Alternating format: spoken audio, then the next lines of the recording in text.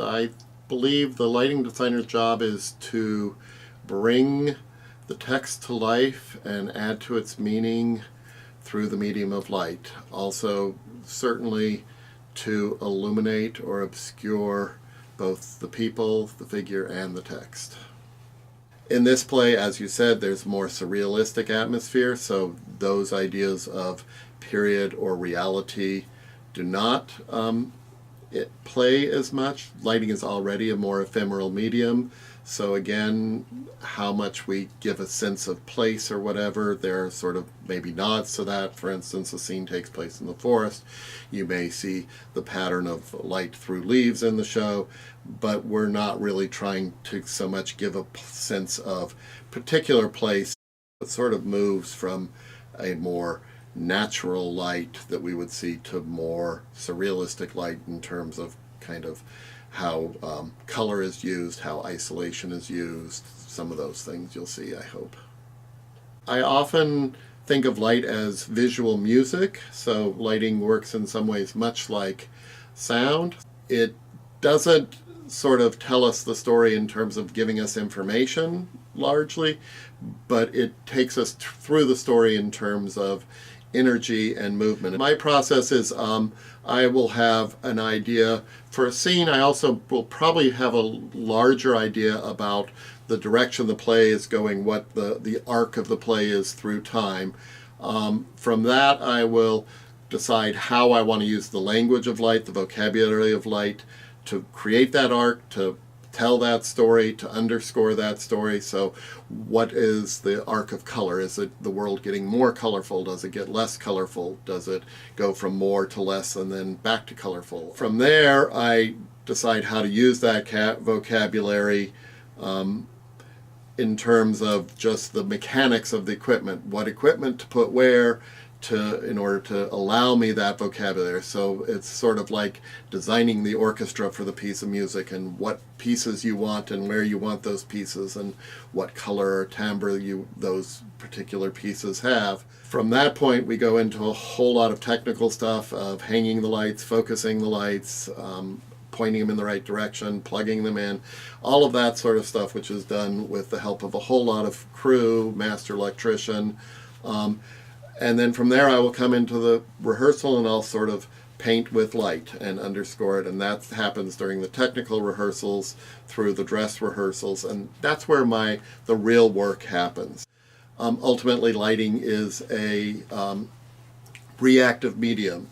It's not about the light itself, it's about how that light is reflecting off of, illuminating, giving energy to the people on stage. So I need the people on stage to do it. So I do all of my work very quickly, very late, and hopefully bring the play to life. We have a lot of students involved in the process. So the first way the students are involved is in the lab classes, the 1610 lab class. Those students are the ones who do all of that hanging and focusing I spoke of earlier. I will give them a plan with all of the lighting on it, where all the instrumentation goes, what color it has, how it's plugged in, and those students are largely responsible for putting that plan into action and getting all that equipment there. My name's Julia. I'm one of the members of the electrics crew here. We are in charge of the hang and the focus and making sure that all the lighting needs of the show are being met and that everything that Ed needs is in place. The other people here right now are people taking PMA 1610, the electrics third of it, and so they're taking it for credit. Some of them may join crew next semester. We'll see what happens. Once we go to the focus, those students will be actually pointing the lights, actually manipulating the lights to put them where I will basically tell them to put them. So I'll stand in a place and I'll say, put the light on me here. They'll put the light on me. I'll adjust it to go to the exact right position. Beyond that, we'll have a student programmer that will program all the cues. Again, I will sort of say, this is what I want, or I will kind of tell them specifically what lights are at what levels and what the timings are, and they'll program that all into the lighting console, and then they'll actually run the show. Beyond that, we also have follow spots in this show, so we'll have student follow spot operators. Then I also have 2 students for this show in 3610, which is the next level, who will be assisting me. They work with me somewhat to develop the design process, but will also help me guide all those other students and take notes for me and sort of work with me throughout that process. How I got into Awakening of Spring was basically, I took a class with Ed Intemann, who is the head lighting designer here at Schwartz.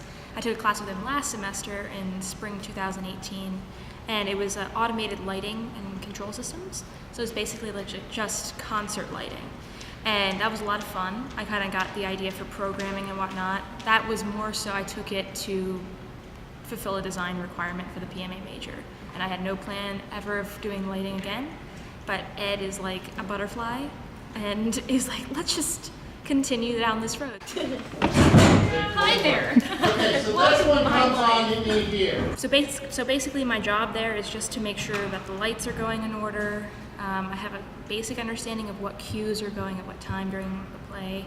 I think I'm just being more of a person who watches Ed and taking on his elements, so eventually I could, down the road, take a class with him, design my own show for Schwartz under his wing and be more of a co-worker instead of a mentee. We are influenced and impacted by light all of the time, yet it's something that we are very little aware of. So I think that would be it. It's the power of light, and the power of light beyond just what I would call task lighting or illumination. We turn the lights on a room, we think that's it, but all of that light, where the light is, the color of the light, how the light is impacting us, and so we can use that to impact an audience.